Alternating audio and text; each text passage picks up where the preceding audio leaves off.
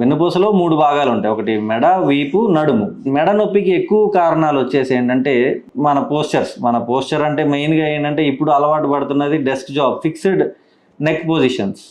మెడ ఒకే పొజిషన్లో చాలాసేపు డెస్క్ జాబ్స్ చేయడం, ఎక్కువసేపు ఫోన్ వాడడం, పడుకునేటప్పుడు అంటే నార్మల్ అంటే పెట్టుకోవాల్సిన దానికన్నా కానీ కొంతమంది ఎక్కువ హైట్ పిల్లోస్ పెట్టుకోవడం కానీ, ఇట్లాంటివన్నిటికీ అంటే ఎక్కువ జర్నీస్ చేసేవాళ్ళు కానీ ఇట్లాంటి వాటివన్నీ వల్ల ఏంటంటే మెడ కండరాలు చాలా తొందరగా ఎఫెక్ట్ అవుతాయి. అండ్ స్ట్రెస్ రిపీటెడ్గా హెడేక్స్ వస్తున్న వాళ్ళు కానీ, సరిగా నిద్రలేని వాళ్ళు కానీ, ఇవన్నీ ఏంటంటే వీటన్నిటిలోనూ నెక్ పెయిన్ అనేది ఏంటంటే ఈ కండిషన్స్ అన్నిట్లోనూ ప్రెజెంట్ అవుతుంది. బట్ వీటిల్లో కొన్ని మాత్రమే అంటే వెన్నుపూస కారణం వల్ల మెడ నొప్పి వచ్చేవి కొన్ని మాత్రమే. సేమ్ అంటే మెడలో మళ్ళీ ఏదైనా డిస్క్ రావడం కానీ ఇట్లాంటివి మళ్ళీ మెడ నొప్పి కాజ్ చేస్తుంటాయి. సో అది దేనికి సంబంధించిన మెడ నొప్పి అనేది మనం మళ్ళీ డాక్టర్ గారిని కలవడం మంచిది.